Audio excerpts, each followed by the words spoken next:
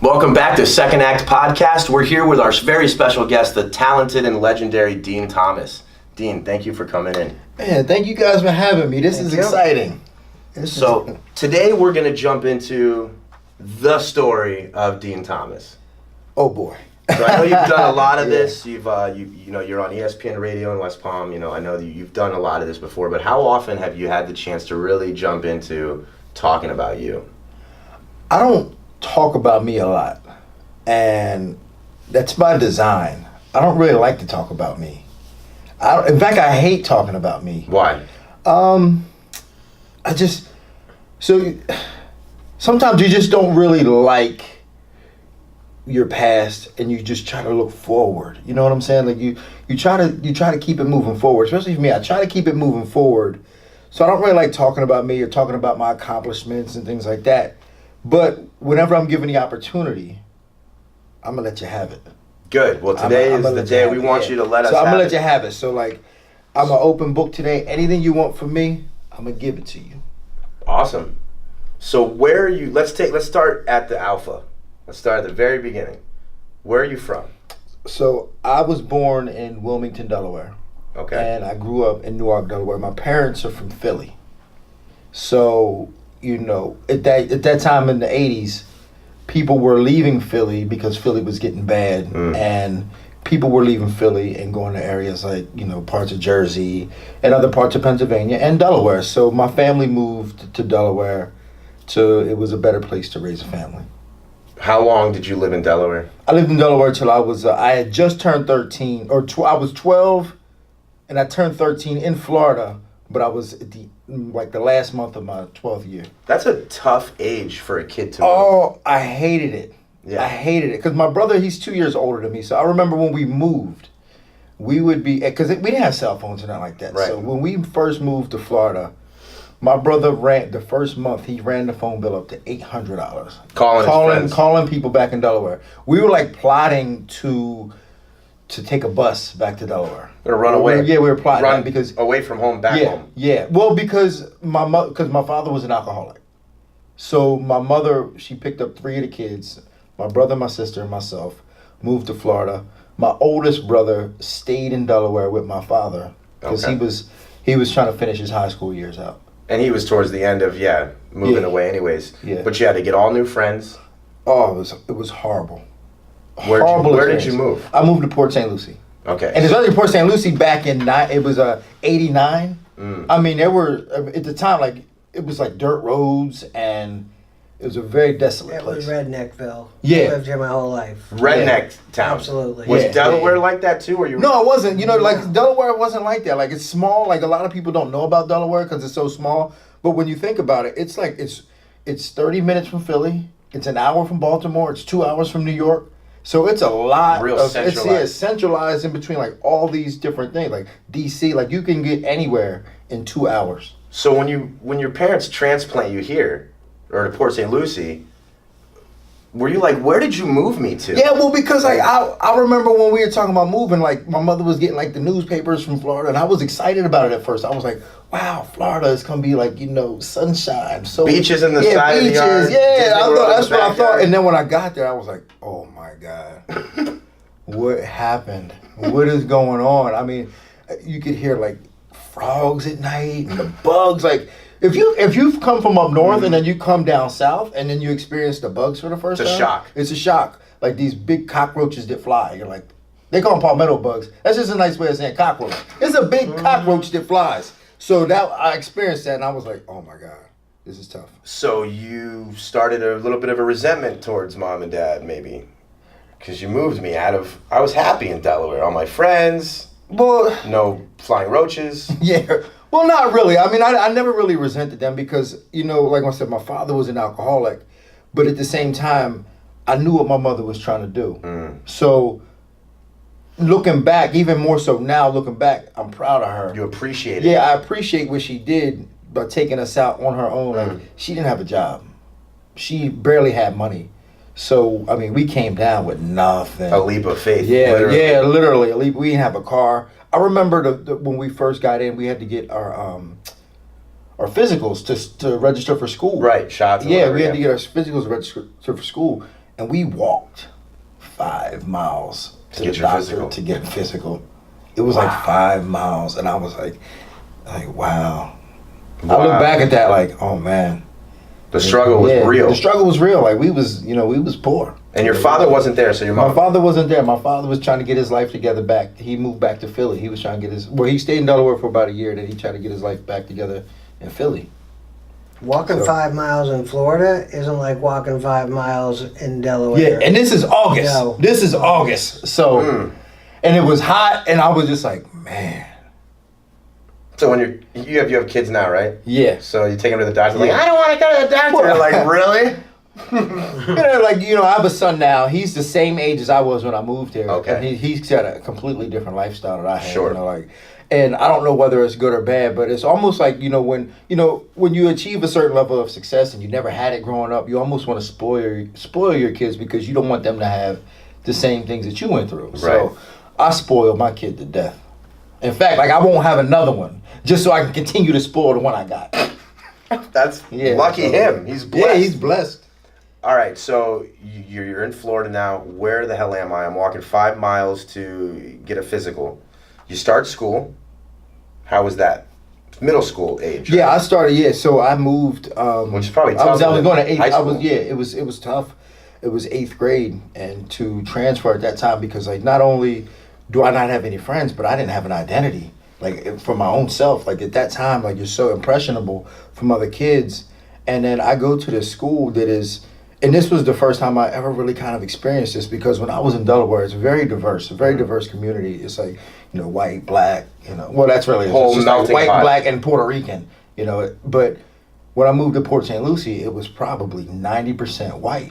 So it was kind of a shock for me. What was the other 10%? Other? It was probably 5% black and then 5% other. Mixed, yeah. Yeah, and the black community were bussed in from Fort Pierce, and it's just an age where there wasn't no social media, so there things cultural things weren't shared as easy as it is today. So there was a big difference between black people up north and black people in Fort Pierce. Not like today where it's social media, everybody shares the same, everybody's got all the same music, everybody has the same information, so it was a big difference. So I did not fit in.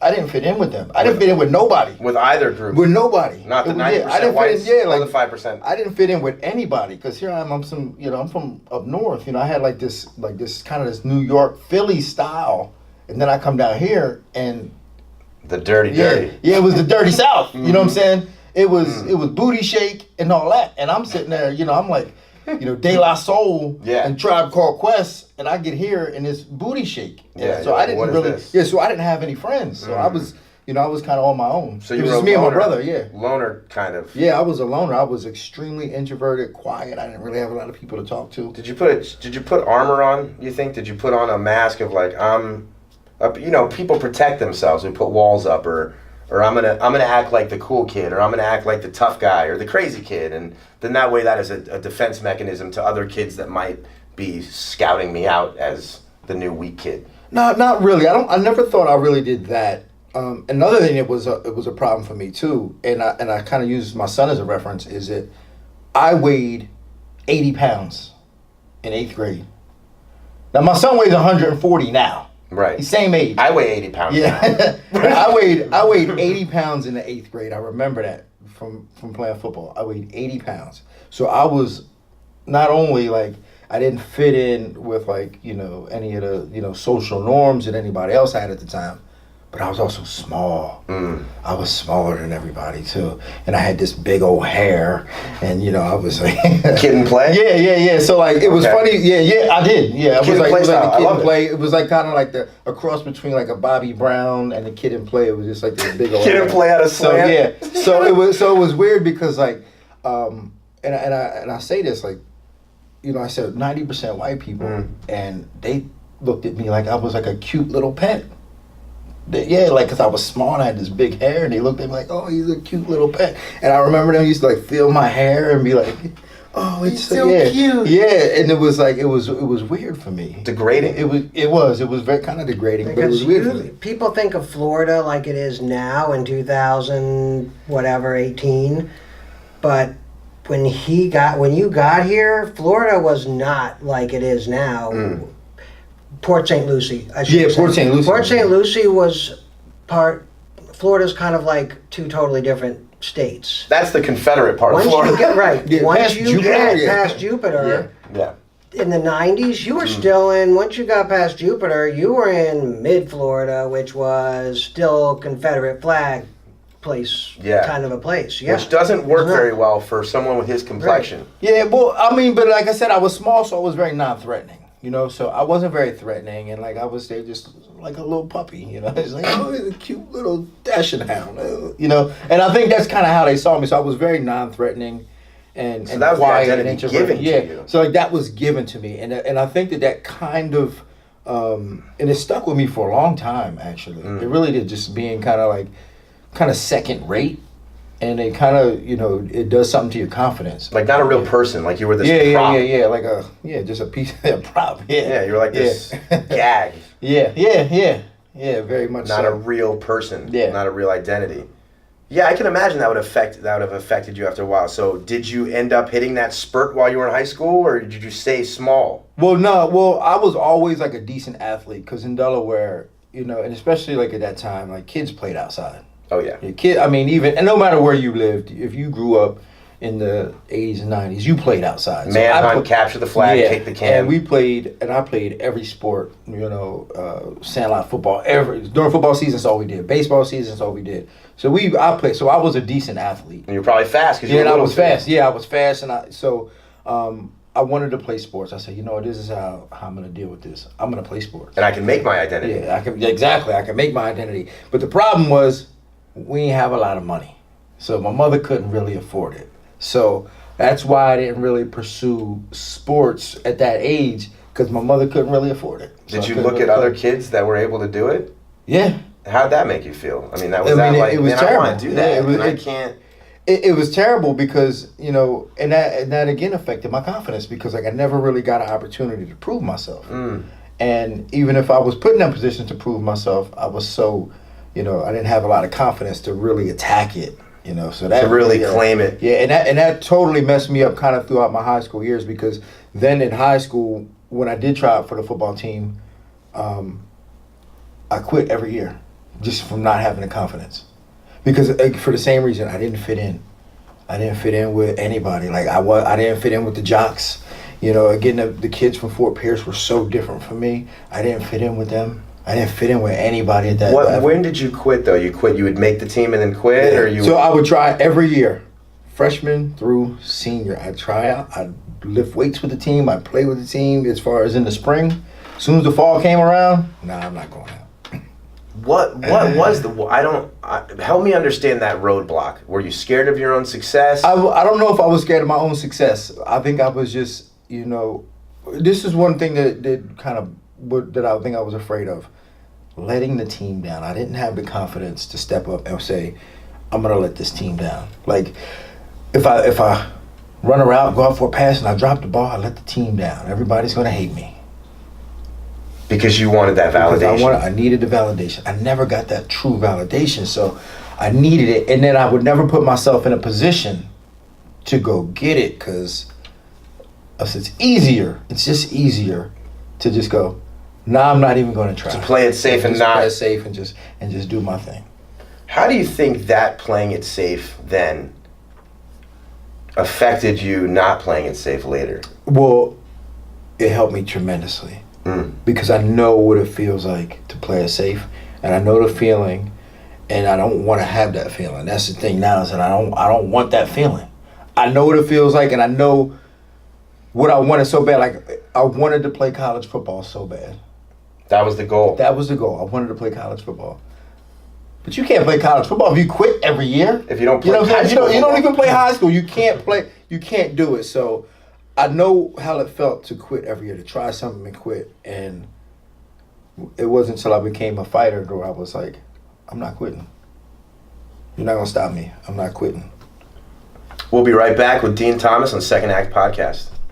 We're back with Dean Thomas at Second Act Podcast. So, Dean, you were just saying that you quit every single year of high school after you made the team. Yeah, I quit, and that did something to me. But what I realized was that I wasn't quitting the sport. I was quitting the team because there was something just about I didn't want to let the team down.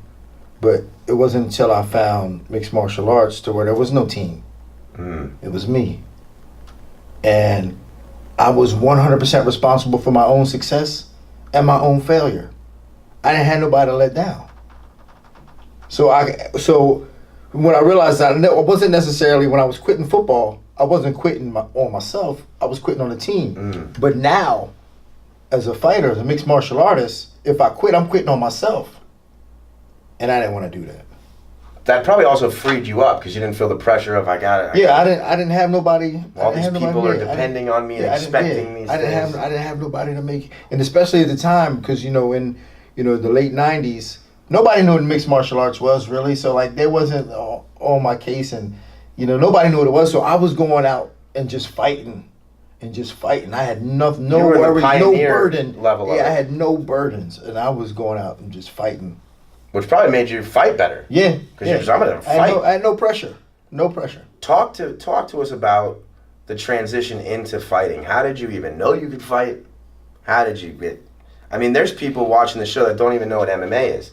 I mean, you got two hosts right now on totally opposite ends of the MMA spectrum. I'm, as you know, a cage potato. I watch every fight. Then you've got him. I couldn't beg Michael to watch a fight with me. Yeah, I don't watch it.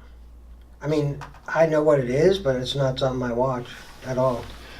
So what happened was when I graduated high school, right when I was graduating high school, my sister, she showed me this video of UFC 2. This was back in 1994. She showed me the video. Old VHS. Old VHS. She said, you got to watch this. Popped it in, and I said, oh my goodness. Very first time I saw it, I said, I got to learn how to do this. That's what I'm going to do. And it's not what you see today, two very skilled martial artists doing, back and forth battles. It was a very one-sided beat down of Hoist Gracie using jiu-jitsu. And again, remember I told you I was small. Mm-hmm. Hoist Gracie, relatively speaking, in that tournament that he did, he was 170 pounds. There were guys, everybody was so much bigger than him. So when I was watching Hoist Gracie beat all these guys up, I said, I got to learn how to do that. So here you were at David, watching a David beat Goliaths. Yeah, and that's what I did. I said, I got to learn how to do that.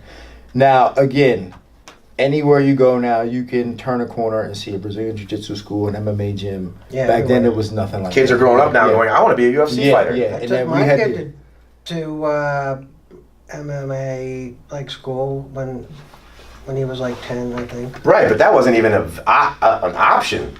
Yeah, that wasn't an option back then. That wasn't an option. You really had to go chase it. Yeah, so now here's one thing. Now let me back up just a little bit. So when I first moved to Florida, my mother, we didn't, like I said, we had no money, so we couldn't get haircuts. So my mother said, I'm buying y'all some clippers, you're going to cut your own hair. I taught myself how to cut hair.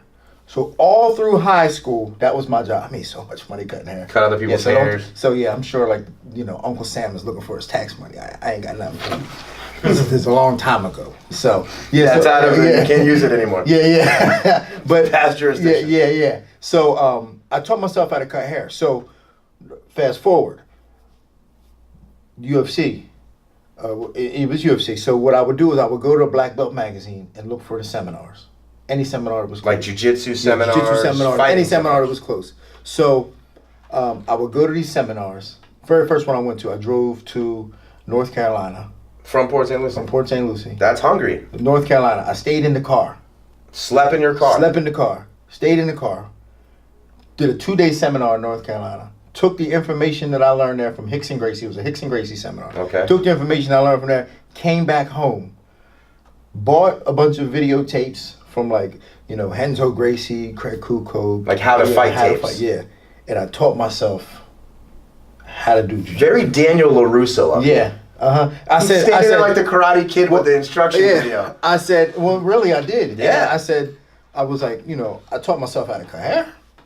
Well, I can't teach myself how to fight. I love it. Yeah. So Okay. With what? Like a bag? What no, did you like have? me and another. Oh, you had a partner. Yeah, me and a friend of Okay. mine. Me and a friend of mine. His name is Paul Rodriguez. He went to high school with me in Port St. Lucie. He fought in the UFC as well. Really? Okay. He now runs an American Top Team gym in Orlando. But this is back in Port St. Lucie, Right. 1995. With the old VHS playing. Pop it in. There's the move. Hey, listen, I remember he said to do this when we do this, and we be in the backyard, Trying it on each other. trying it on each other. Yep. Hurting each other Hurting sometimes. Each other. Yep, hurting each other. And then my brother came home finally. Hey, let me try these moves on you. Boom, boom, boom, boom, boom. What are you doing? Yep. So, I taught myself how to do it. Taught myself how to do it. Wow. Yep. So then when did you, at what point did you go, you know what? Like, I'm kind of good at this. Maybe I should take this further than the VHS tapes with a friend in the backyard. Okay, so at the same time, like I was just doing it. So here's the reason why I wanted to learn how to fight. It was, again, there were no opportunities to fight. Everybody thought this was just like whatever, a circus. So for me, it was, I didn't want to get beat up in the street. You know, I was still not a big guy. I was still, you know, a kid. I was 130, 140 pounds. I was like still small. I just didn't want to get beat up in the street. And I say that because as soon as I graduated high school, right before all this started, which actually gave me the time to learn how to do this stuff, I got in a fight in the street. I hit a kid in the head with a wrench, and I went to jail. And I ended up getting sentenced to 52 weekends in jail. So every Friday, I went to jail. You had to check in Friday. Check in Friday, get out Sunday. Check in Friday. For 52 a year weeks straight. Wow. So It's like ultimate grounding. yeah, it was terrible. So during the week, I cut hair. As soon as it get a little dark, I stopped cutting hair. Me and Paul, we start training in the garage or out back. Turn the lights on, start training out back. Because we had mats, so we couldn't do it in the daytime because the sun was so hot and it burned us. Oh, the mats were hot. Yeah, so we had to wait till the sun went down. So we'd wait till the sun go down. Now I can and we slam train. you Yeah, without now burning. without burning ourselves. So then we'd train at night, and then on Fridays go to jail. I did that for a year. What did that kind of rigorous, crazy schedule do for you? I mean, a year of, if I'm looking at, okay, for a year, every Friday night I better check into jail. So I get out Monday for a year. Well, I tell you what, it it teaches you discipline. I bet. Teaches you discipline, like, because I knew if I didn't show up on time, it's a wrap. They're fining you. I'm going to jail, and that's one thing I don't like. I don't want nobody to take away my freedom. So I was like, y'all gonna have it for these weekends. You know, give me an excuse not to party, but taught you discipline. I had to be at Rock Road in Fort Pierce every Friday at 6:00. So you did that for a year successfully. Yeah. Did that for a year. The last weekend they're like, have a good life. We don't want to see you again, and I was kid. like, don't worry, you don't have to worry about ever seeing me again. So right after that was done, this was about, I don't know if it was a year later or so, but eventually, you know, I did everything I could in Port St. Lucie as far as, you know, learning how to fight. I had to move forward. So you outgrew Port yeah, St. I just Lucie. outgrew it. I outgrew it. I said I have to move forward. So I ended Now, when up you say moving. you did everything, you went to every karate class, every guy that has a little window shop of I know how to fight. Yeah, because at that time they had these like amateur shoot fighting matches going on in Miami, and me and Paul were going down there and entering these tournaments and these competitions. So you were actually fighting amateur. Yeah. Okay. So teaching ourselves, we were going down there and fighting guys. How successful were you as a self-taught fighter? I tell you what, at the time, if you didn't finish, it was automatically considered a draw. So I won 4, I had 1 loss, and then 3 draws. But those draws, I just beat the dog crap out of the guys. One-sided. Just pretty one-sided. And so, I mean, like if you were to count that, I'd have been like 7-1. It's good. So, yeah. So I knew I was like, I can fight. I knew I could fight. So my identity started to change. Remember I said I was a pet? That was going away. That's gone. Because you're claiming your new identity, which is what? I'm a self-taught, self-reliant individual who can hold his own against anybody. I didn't have to work. Like before, you know, being small, I had to worry. I was like, man, I hope these big kids don't beat me up. You know, you go in there, cause you know, guys, you know, they Yeah. every guy wants to be an alpha male. They walk around with their tight shirts and they want to look cool. I'm like, I hope these guys don't beat me up. So I didn't have to worry about that no more. That went away That's completely. gone. I'm walking around with my, you know, confident. You know, I'm still small though, but now I'm confident because I'm thinking, I have this skill set. yeah, I wish you would. Yeah, I wish you would. Wow, give me a reason to have a reason. Yeah, give me a reason. So now that gave you almost a chip, it sounds like. A little bit. I remember, you know, so, you know, I was taking classes here and there, like, you know, at the time, IRCC, Indian River, and I would go to school and I would go, yeah, you know, and I'd be so proud to have my Gracie Jiu-Jitsu t-shirts on. Like, yeah, I wish somebody would come up to me and Did say anybody? something.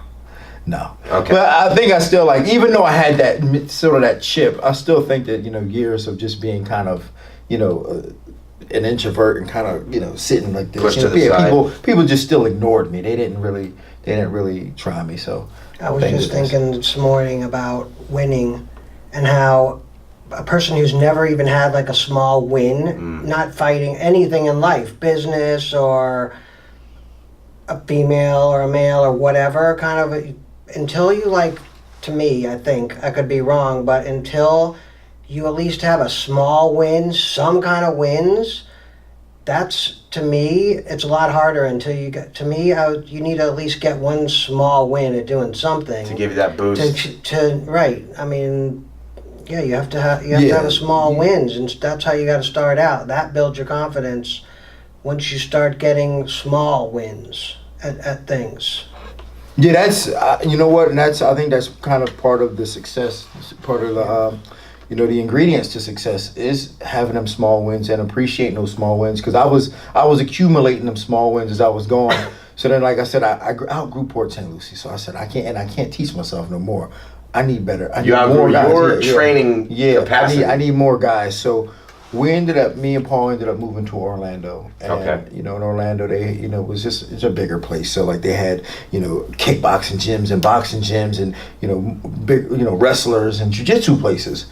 So we would go there and we would just go from school to school. And loving it. And just terrorize people. You guys would? Yeah. They were like, who are these? Yeah. So you just like ripped Orlando apart, you and Paul. We went to Orlando and, well, because again, like nowadays, like we could never do it now because like there's so much experience. Like, you know, this was at the time where like, you know, some Brazilian guy just moved from Brazil and, you know, he'd been there for like a year. So like nobody was really that good. Right. So we was going and we were just, you know, because we had been doing this and teaching ourselves and work. And so we went up there and just was like going from school to school and just next. So how did you guys support with you and Paul? Were you making money at all of the? Would you go in and like say $100 to the winner type of a thing? How did you guys? No, well, we were just going for school, so we weren't making money at the time. Yeah, we had jobs. Like I worked for. This is at the time where cell phones you had to call and get them activated. So I worked for Sprint. Yeah, you know, I don't remember. Most that. people don't even know. I don't remember. Yeah, so you buy a cell phone from like Radio Shack and. It didn't come on. Like you had to call and you might have had to put down a deposit to get it to work. You had to pay for minutes. Yeah. So that's what I did for a job. So I activated cell phones at a call center. So and then kicked people's asses in gyms in their off time. But really you were honing your skills. Yeah. So in the daytime I was doing that. Then I would go to a jiu-jitsu school and we, you know, learn a few things and beat everybody up and go home, train. And then we still training on our own. And, you know, people started hearing about us. Yeah, I was about to say, did you start to develop a reputation? We started developing a reputation. And then that's when it happened, man. We got a call from somebody, hey, do you want to fight in Tampa? And I said, absolutely. No hesitation. No hesitation. Didn't even need to know about the other guy. Didn't even care. Didn't even care. When you found out it was Michael Stone, were you scared that you were going to be fighting? Who? I'm just kidding. So I get there and I'm supposed to fight a boxer from Lakeland, and from Lakeland, Florida. Yeah, from Lakeland, Florida. And I get there and some whatever reason he doesn't show up. And there was this other guy there. His name is Rodney Brown. His opponent didn't show up either. So they said, "Do you want to fight Rodney Brown?" No hesitation. And it makes sense in a minute. I said, "Of course I do." Now, remember I told you I weighed 150 pounds at the time. By this time, I done beefed up to 150 pounds. Rodney Brown was a football player from Bethune-Cookman who weighed 225 pounds. I said, tell him let's do this. Wow. So what's that, 80-pound difference? Yeah. And you fought him. And I fought him. And how'd that go? so I get out there and I'm standing in the corner. This is in a ring because they didn't have This is your first fight? Very First pro fight. fight? Yeah. And they didn't have cages. And I'll tell you why I thought it was a pro fight, because they paid me $30 afterwards. So, but I'm standing in the ring. They didn't have cages back then. So I'm standing, not many, but I'm standing in the ring. He's standing on the other side. And one of my friends runs up, hey, I heard he benches 450 pounds. Why are you gonna tell me that? I said, right man, will you before- shut up? And I turned around, the bell rung, boom. I said, I can't let him hit me. And I just ran across the ring and I just took him down. And in 4 minutes, I submitted him. Wow. So now, did you I'm feel feeling like I've myself now, arrived? yeah. I've I'm arrived. feeling myself now, yeah. I am David. I just slayed Goliath. Yeah. I just did what Hoist did in the Yeah. VHS tapes I Yeah. watched. And that's what it was for me. I was like, I'm that now. That's a dream. Yeah, I'm that now. That's what I'm doing. I'm that. Now I have the confidence. I can do whatever. So then I went on a tear. The next guy I beat. The net in Jacksonville. Then I went to Orlando, did a 4-man tournament. I beat Now, what's a 4-man tournament? Did you fight all in one night? Yeah, so it was 4 guys. The winners advanced to the finals. So I beat my first guy, knocked him out in the first round. He couldn't continue. And then what happened was the guy I was supposed to fight in Tampa, The original fight? the original fight, he fought too. We were supposed to fight in the finals of this fight, but he got hurt in his fight. He won, but got hurt. So they brought a guy from the crowd to fight. To fight you? Yeah. They said, anybody in the crowd want to fight? But he's drunk enough. Yeah. So there was a kid. What? A kid came out of the crowd. They let him borrow shorts and a pair of gloves. And I just annihilated I'm him. sure, yeah, like- and I won $500. I thought I was rich. I was like, I'm paid now. I won $500 for my first I fight. won $500 fighting. Yeah. Oh, yeah. I was like, Yeah. I mean, I would have really did it for free, but you don't give me $500. I'm making it now. Yeah, Things are yeah. rolling. Now I'm getting now some rolling. traction. Yeah, now I'm rolling. So I'm rolling, and I'm winning fights, and it started getting going. I'm going, and and again, like there was no UFC opportunities at this time. Still like a unknown yeah, thing. unknown Was it known thing. as like human cockfighting? Yeah, at I mean, the this is the time where the late John McCain was trying to get it banned, and it got banned from TV, and In a bunch of states it was banned, right? Yeah, it was. Yeah, so you couldn't really do it, and it wasn't sanctioned. It wasn't sanctioned in Florida. These were just like scumbag promoters Now what is? just throwing these events. I gotta be thinking. I'm the man. I'm gonna hurt him, right? Well, it kind of depends because nowadays it's, and even like once I kind of made this transition, and this was early in my career, where fighting was no longer fighting, it was solving a puzzle. Like, how can I beat that guy? And this is why, and I always tell even the fighters that I train today, who cares about weight? Who cares about skill sets and even gender? Who cares about that stuff? There's a way to beat everybody. You gotta find it, and that's what it was for me. So I wasn't. So no longer was I really walking around going, "Oh, I could beat that guy. I could beat that guy."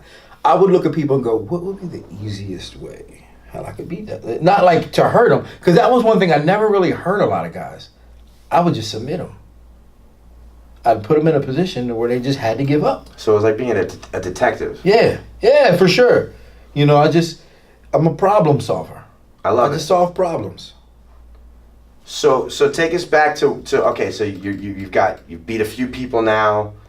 You feel like I've arrived. You've got $500. That's the highest you've been paid for a fight at this point. You feel like the ball is rolling. The ball is rolling, and now, in the UFC, there was no lightweights. It was all like heavyweights, and I think the lightest division, 185 maybe. Middleweight. So middleweight was like it, and so the pinnacle of fighting at that time was in Japan. Shudo was what it was called, and so like if you were a small guy, like that's what you looked up to. That's what you wanted to do. You wanted to go to Shudo, and I got the call. I remember getting the call, and they said, "Do you want to fight this guy?" It was the first guy they wanted me to fight. His name was Mach Sakurai. And he was a bad dude. I just remember like looking up to him, and he was 100, and he was like 10 pounds heavier than I was. But I was like, of course I want to fight him. So they call you, hey, Call me to fight him. Yeah, fight this Sakurai, yeah, this legend that you look up to, yeah. and you don't hesitate. And I don't hesitate. They said, "You got a passport?" I said, "No." They said, "Get a passport."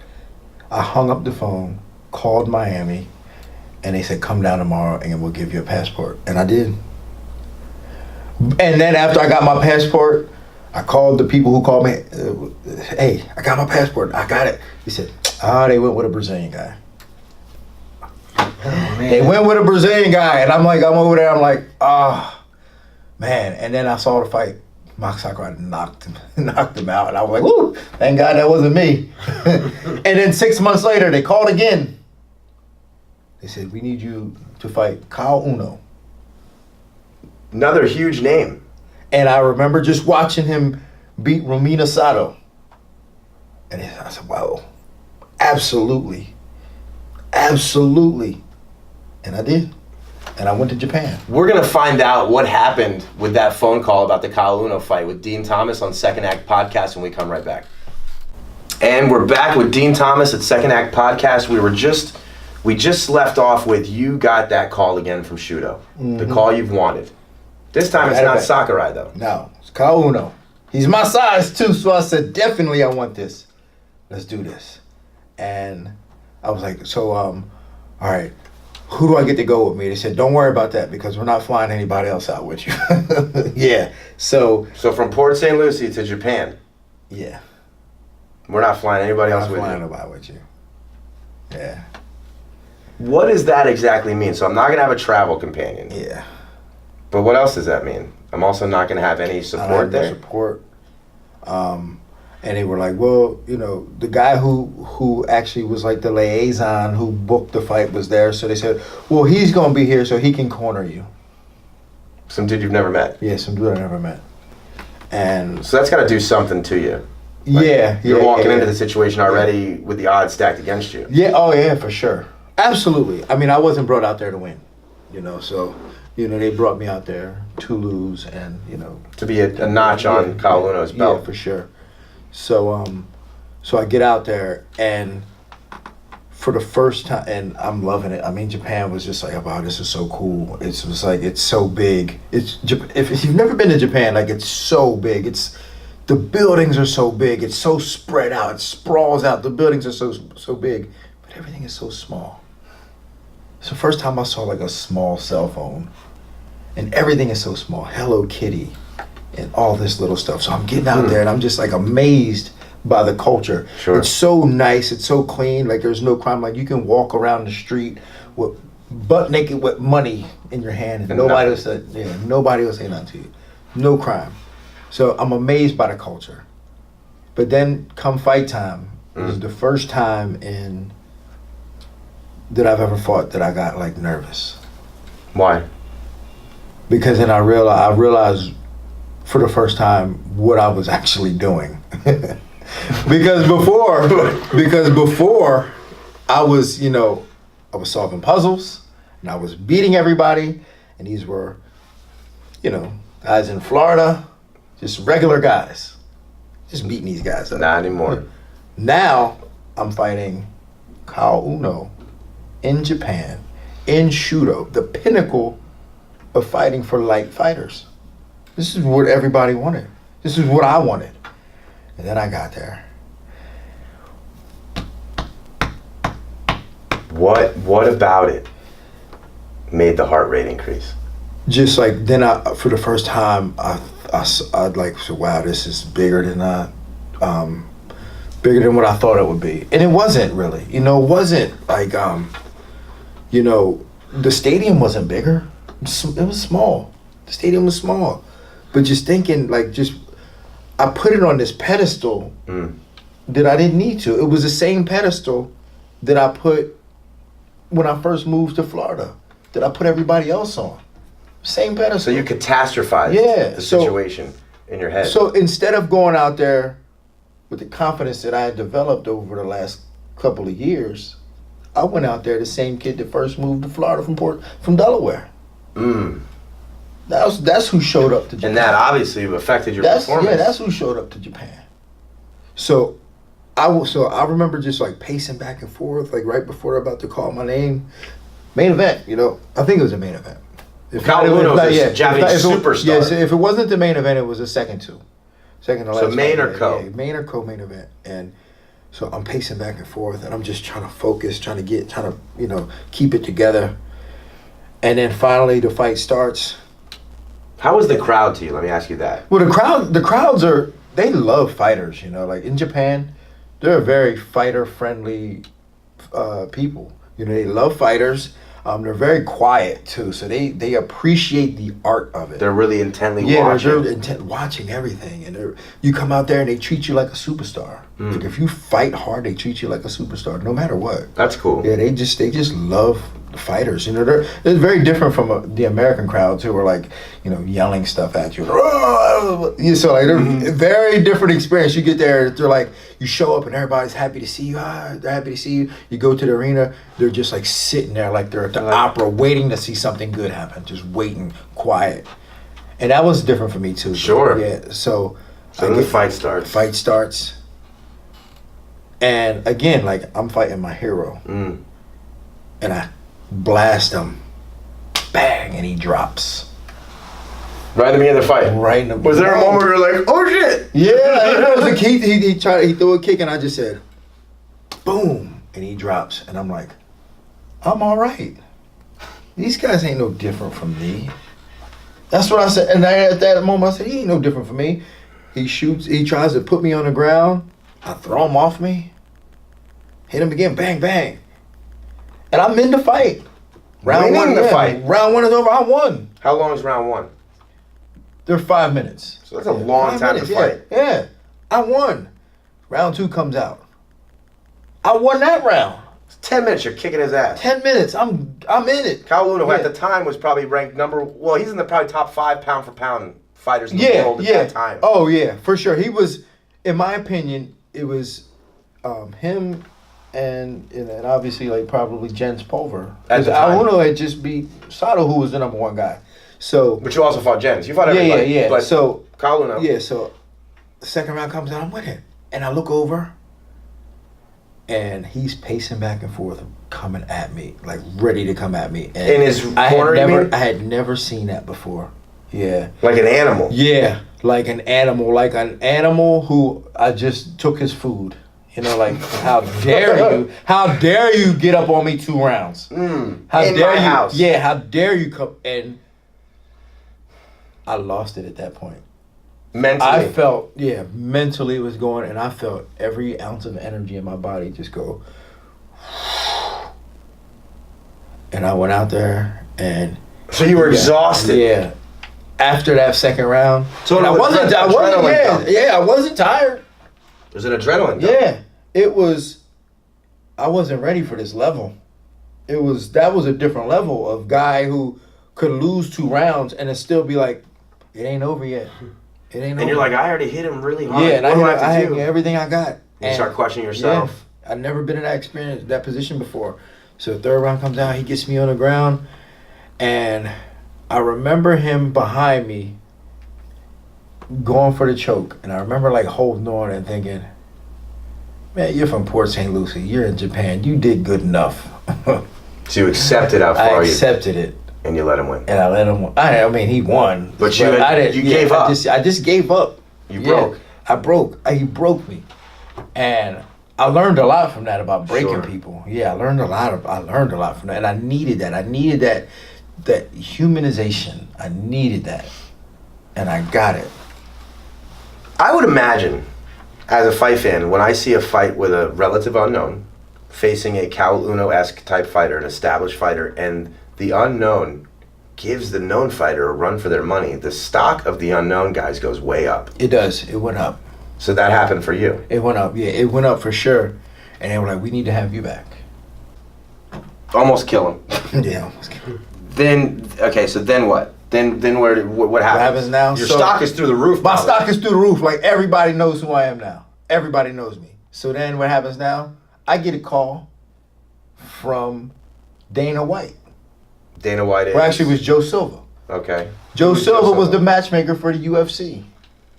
So the NFL calls. Yeah, the NFL calls. But at the time, it wasn't really the NFL. I understand this. At the time, it wasn't really. Remember, it wasn't on TV. It wasn't what it is today. So how do they find out about you? Good Word question. of mouth? Pretty much word of mouth, and there's, you know, the MMA community is a real tight community. Like if you were involved with it back then, like you knew everybody. Like everybody kind of knows everybody. Everybody kind of knows what's going on. So Dana had probably started to hear this name Dean. yeah, well, but also remember this: Dana and the Zuffa brothers didn't own the UFC until that year. Oh, that was the year they bought it out. That was the year they bought it, and they said the UFC bought it and said we're gonna open up some lighter divisions. And you're like, thank you. Yeah, so I get a call from Joe Silva, the matchmaker of the UFC. Hey, we'd like you to fight in the UFC. I said, yeah, what's the date? And it was, I can't remember the exact date. And I got a call from another organization. It was called Super Brawl. It was done in Hawaii. Mm-hmm. And they said, we want you to fight. They did like Rumble at the Rock. And all Yeah, that, yeah. And they said, we want you to fight. And I said, great, what's the date? Same day. And I said, you know what? I want to go to Hawaii. I went to Hawaii. I turned the UFC down. Who were some of the names that were in that tournament? I'm sitting here thinking, in my mind, I would be saying how much. Business. Yeah, I mean, Well, the thing is, this like- is all fighting for like no money, basically. Back then. None of it mattered. Like, Right. was, you know, I'm not going to fight, like, 100, 200. Well, I mean, I was getting like, you know, 500, $1,000. So I knew the UFC wasn't going to give me 100,000. So it was like, how much does it matter? It's just a matter of what I wanted in my heart. So I just wanted to go to Hawaii. You know what I'm saying? Fly me to Hawaii to fight this guy? Of course I want to go there. So I told the UFC, nah, I'll take a pass. Which no one says that to you. Yeah, now you don't say that to the UFC. I told them I'll take a pass. I'd imagine too that people in the past that probably have done that, a lot of them never got another chance. Yeah, a lot of them don't get other opportunity. And I was excited. Yeah. So, so that happens. First fight in UFC. First fight in the UFC. And you're fighting somebody with kind of a normal name. Yeah, compared to BJ, some of the man, ones that whatever. Yeah, like I was the favorite. Like everybody was, I'm the favorite. You know, I'm the guy. BJ Penn is, I'm the guy. BJ Penn is, you know, they bringing him in. Yeah, they bringing him in. So I'm the guy. So now you're Cal Uno. Yeah. So, And BJ's Dean and I Thomas. knew that. So I go out there and I trained hard for this. I was like, I'm ready for this guy. So so the fight happens and man, I remember like it was yesterday too. I remember because like we were the co-main event. Tito Ortiz was the main event. I was the co-main event with BJ. Like I was the draw. So I remember being in the back and then on the walkout I saw Dennis Rodman. He was standing at the thing. I said, Dennis. He looked at me. I said, man, watch this. And I was amped. You were ready. I was ready. And I go into the cage, Big John McCarthy. You ready? You ready? Let's get it on. And we're fighting. And he grabs me and I just throw him off. I'm like, man, he's so weak. You felt he was weak. Yeah, I was like, he's so. But he was fast though, because I threw him down. I remember he tried to get me in a submission. I just threw him off me, and he got up so fast. I was like, wow, he got up kind of fast. But he was so weak. You know, I was like, man, Strength wise, but he's quick. Yeah, and I said, because I had been working on this move where I fake with the right, come back with the left. So it's a So I faked with the right. He didn't really bite on that enough, like I thought he would. Uh-oh. And I came back with the left. And in my head, I when you say, what is that? Miss. I throw Nothing it, but yeah. air. And in my head, I saw myself make contact and him just falling over. But that didn't happen. But that's not what happened. I said, uh-oh. And now you're overextended. Yeah. And then I'm thinking, okay, he's going to shoot. He's a jiu-jitsu guy. Right, because all you know about him is Brazilian Yeah, Jiu-Jitsu. so then I duck my head and he throws a knee. Bang! And I just fall back. Boom. The next thing I know, I'm in an ambulance. I don't remember nothing until I got in the ambulance. To this day, I still want to play college football. But I can't quit on myself when it comes to the fight game. So, picked myself up, did my camp, fought UFC 33 in Las Vegas at the Mandalay Bay. Very first fight in Vegas. Wow. In Vegas history. And I won. Well, you were in the very first fight. Very first fight. It was the first fight of the night. First fight in Las Vegas was Dean Thomas victorious. Yep. Wow. That's a piece of interesting history. It is. And I won and I felt good.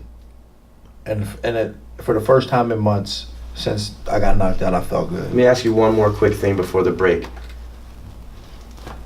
When you said I can't quit, there's no way I can quit. I'm not going to go back to that high school kid that quit. What are those? What are you saying to yourself? What's the inner dialogue? What's the monologue? Like, what are you saying? What would you tell someone that's in a situation where they feel like I found my identity, then it was taken from me again? That you're better than this. Like, you know, the old saying is like, if I knew now what I knew then. Well, that's what it is, you know. But I'm now in a position to utilize it because I know now. Like, if I knew then that if I just stuck with football, I could have played. But I quit. But I know now. So I know I can't quit. You know what I'm saying? I can't quit. I know now. So Perseverance. I won't Tenacity, allow myself to quit on myself. We're gonna get further along in the story that is Dean Thomas's his journey in life when we come right back with Second Act Podcast. We're back to wrap up the story that is Dean Thomas's incredible journey. Dean, so you've taken us through the loss of losing to BJ Penn when you were the favorite and you were high up and you were ready, and then that crumbled. Then you got another shot. You won, first fight in Las Vegas history. That's unbelievable. Where do you go from there? You continue fighting. Yeah, and then just, you know, for the next couple of years, it was, you know, between injuries and finances and just, it was tough.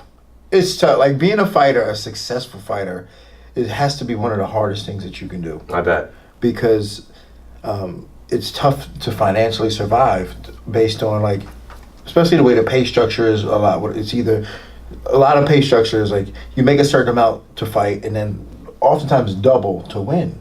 So it's like, if you don't win, it's like you missing half your money. So it's tough. It's not like business. There's only one winner in what you do. Yeah, there's only one it's winner. only one winner. It's not like business. There's winners in every single kind of a business you can think of. In this, there's only one winner. So it's high risk, high reward. Yeah. Yeah, and so like the next couple of years was really tough on me as far as you know, trying to live. I'm getting older and I'm getting older and I'm looking at all my other friends and, you know, they're got nice cars and they starting to get jobs and I'm still struggling. So what did that tell you needed to do? You're like, I need to kick more ass, or I need to do something else? Well, yeah, I was thinking at the time, and you know, and there was no, like I said, and this is still like mid 2000s. It wasn't what it is today, like where guys are making like a decent living. Like nobody was really making a decent living. So I was like, man, maybe I should just do something else. I wanted to go back to school and be a school teacher.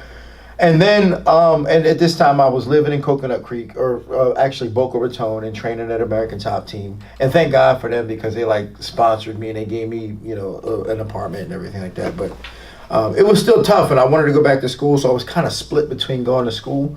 But so then I said, you know, I got to just start branching out. And then I started doing like more commentary stuff and interviews and stuff like that. And I was going to school, and this was like the best thing that ever happened to me because as I was going to school, I did two things to help me. I took an acting class, and I started doing improv. Took an improv class. Now, when you say that helped you, how did that help you? Well, it helped me. It definitely helped me. Like I said, looking back, it definitely helped me for what I'm doing now, and it made me realize that, you know, there's going to be more to my life than just fighting. Than just fighting. I find it so interesting that you've gotten into acting and improv and stuff like that when, you know, if you study brain damage of fighters, boxers, MMA guys, we see evidence of brain damage a lot in the speech patterns. Slurred speech, stuff like that. So a lot of fighters that fought as long as you did would not have the ability to go on stage and recite a Shakespearean monologue. Physically, maybe not be able to. Yeah. So you're blessed in that sense. Are you aware of at what point did you become aware, like, you know what, I'm not bad at this either, and I have the opportunity to do what a lot of fighters can't do? Well, yeah, I'm definitely aware of that, and you have to have, you know, in acting, like you have your main objective, your super objective, but then you have the small ones, and the same thing with fighting. The fighting is to finish the fight.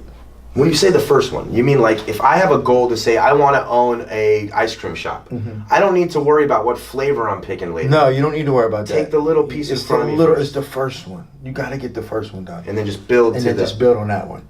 And I always tell this to fighters, everybody's gonna get nervous, but when you get nervous, you have to learn how to focus on the very first thing you need to do.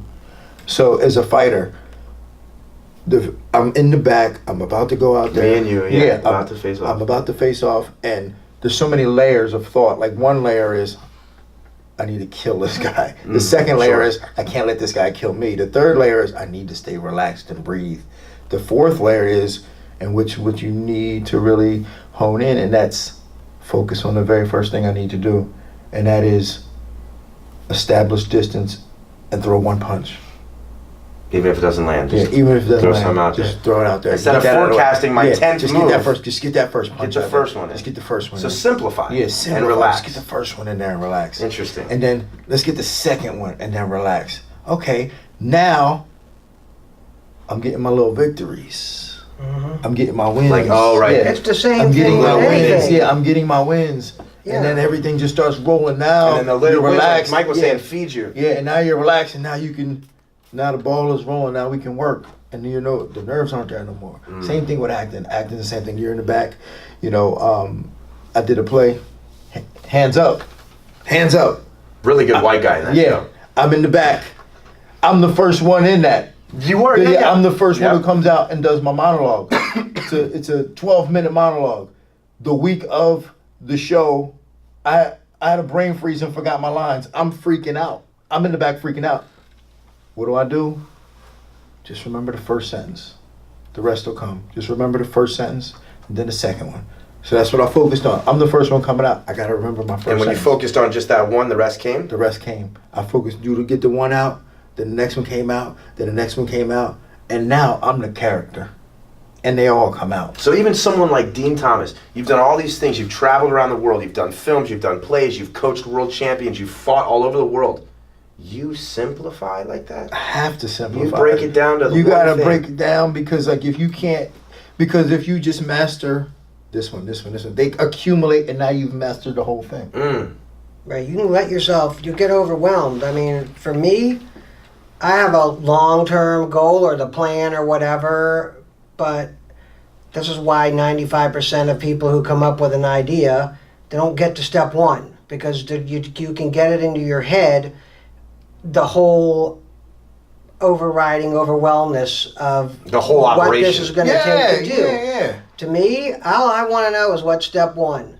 I'm going to make one page on one website. That's it. I'm And that's just what gonna he's sit saying down about right now establish the space Make and throw one thing. page. Yeah. Just do the Don't first think one. about, if you think about a year from now, if you think about a week from now, that's why people don't get started with things. For me, I just focus on build a fucking page of a website. That So just That's one what works little for me. morsel at a time. Yeah. I need step one and step two. That's it. That's all I want to have in focus at all. So along these lines, I'm picking up what you guys are putting down for a younger guy like me, way younger. I'll put this stuff to use, but just a lot of really cool people. Yeah.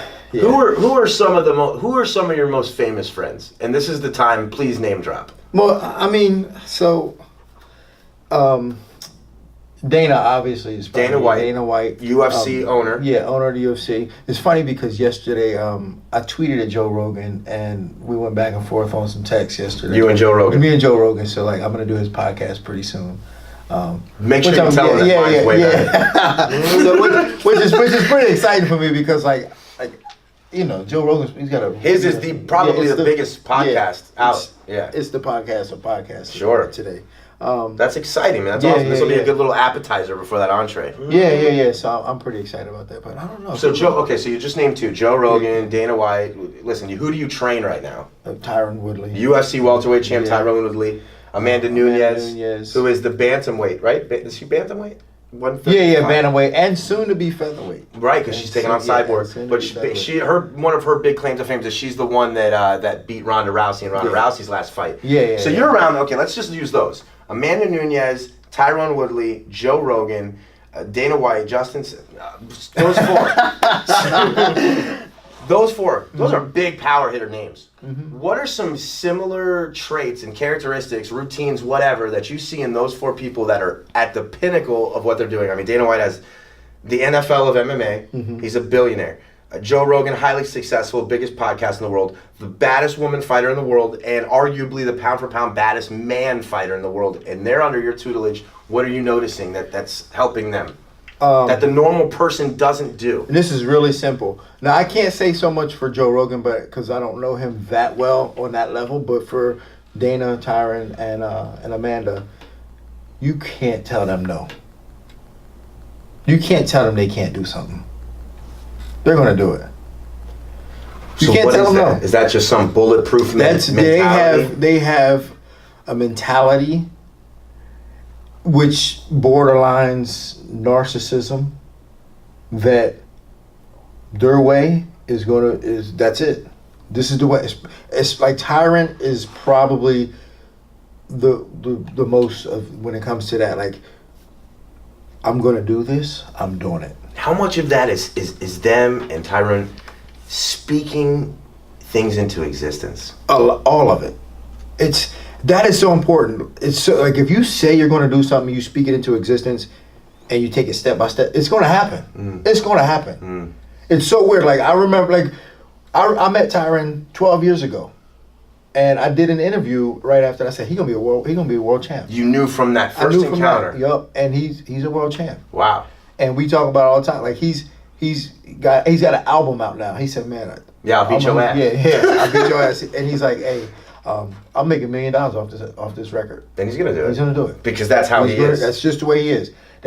He says something and he does it. So what is that for a viewer? What is this? Just like this super personal belief? Yeah, and so I have a friend of mine. He's a fighter in Bellator, King Mo.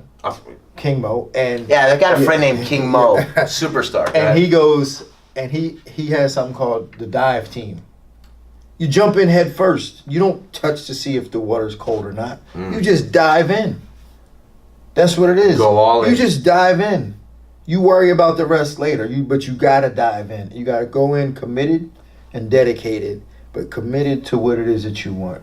And that's it. You don't touch first and test the waters. You just dive in.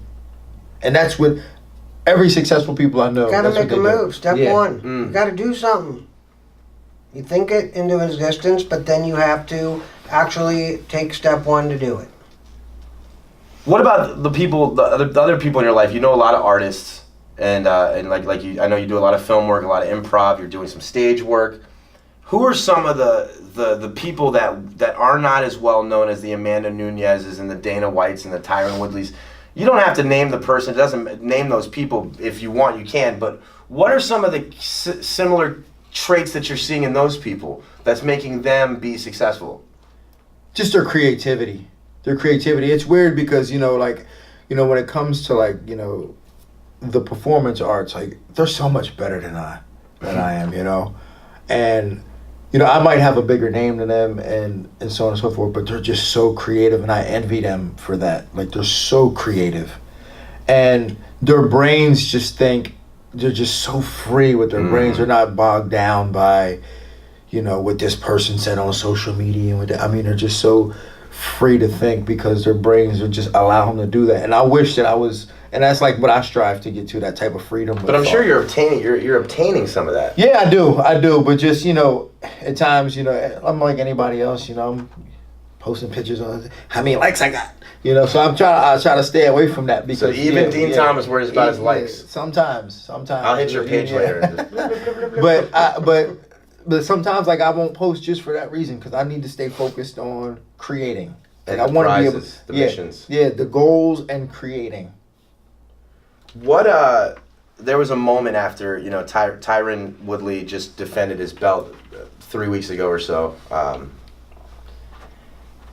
Big fight. Mm-hmm. After the fight, there's a moment that happens, beautiful moment, where you come out and you give him his black belt, and he wept. Yeah, here's this that's a beautiful badass moment. guy. I had no idea. Moment right here. Yeah, I had no idea it was going to get this impact. I really did. I didn't know it was going to be this big. I know he wanted the black belt. Because how long does it take on average to get that thing? They say it takes anywhere from 7 to 10 years. That's a long time. And, he's been training jiu-jitsu 12 years, more, probably. And he's wrestled in Mizzou, University of Missouri, 2-time All-American.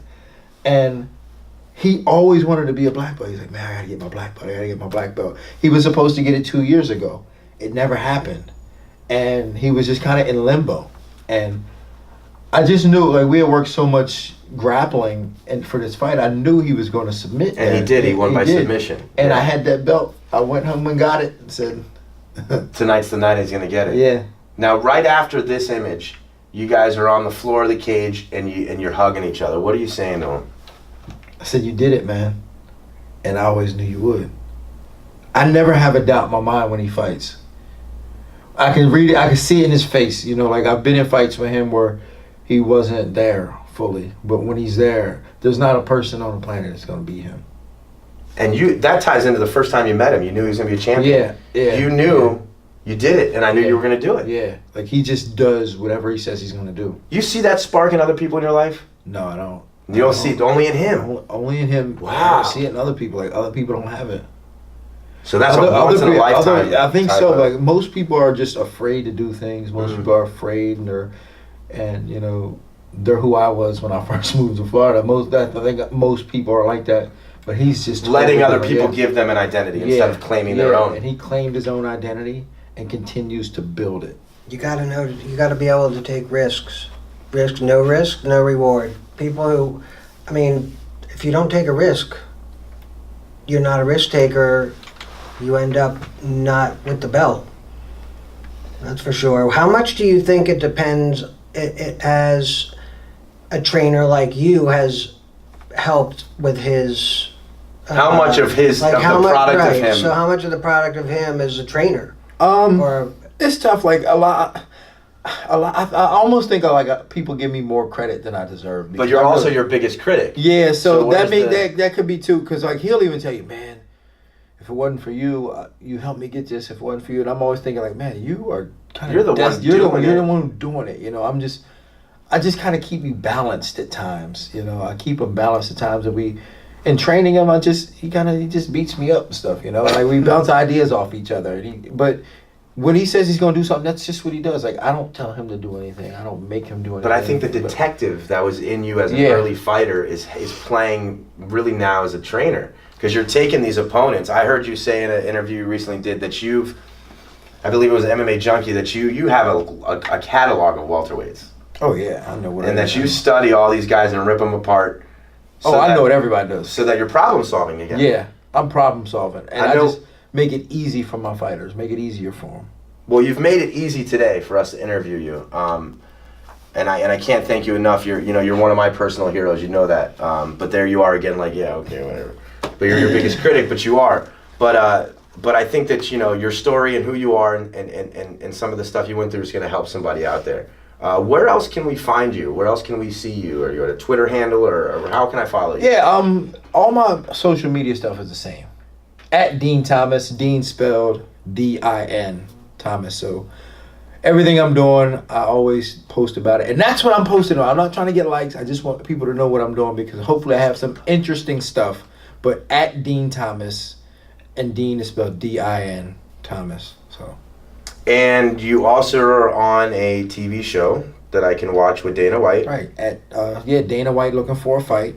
And also on ESPN West Palm, radio station. So. With Cohen. With Josh Cohen. And I can follow your fighters and also keep tabs on you that way, right? Yeah. Too? So I can follow Tyron Woodley, Amanda Nunes, who else? Jessica Aguilar, Antonio Carlos Jr. What about some of the art stuff? How can I see you perform? What can I see you in? How can I see that? So, in fact, like right now, I'm producing my own stage reading of Jesus Hopped the A Train, and we'll be performing that October 13th and 14th at Bob Carter's Actors Rep in West Palm Beach. Yeah. What about some of your film work? Where can I see that? What stuff? Give me some titles, and I'll look for stuff. Well, Edge of Madness. Okay. The Edge of Madness. So The Edge of Madness. The Edge of Madness. We have Sandbox Memories, and I'm actually screening another film that I shot like 2 years ago. I'm screening that tonight. It's called Always a Grind. So you're doing a lot of things. I'm gonna keep an eye on you. Make sure you don't get out of line. No. And because you're an inspiration to me. But we want to thank you again. If there's any last words you'd like to tell a viewer this is going to be really made for people that are looking at successful people that have overcome great odds and applying it to their life. So if there's any last words you want to tell anybody, and I think the theme of this for me, in order to share to you guys, is to never give up on yourself. And no matter how tough the times get, just don't give up on yourself, because you got time. You can do it. Just you got to believe in yourself and go and get what you want. thanks so much for watching this episode of Second Act Podcast. My name is Justin Sims. As far as Dean Thomas and Michael Stone go, have a great day. Thank you.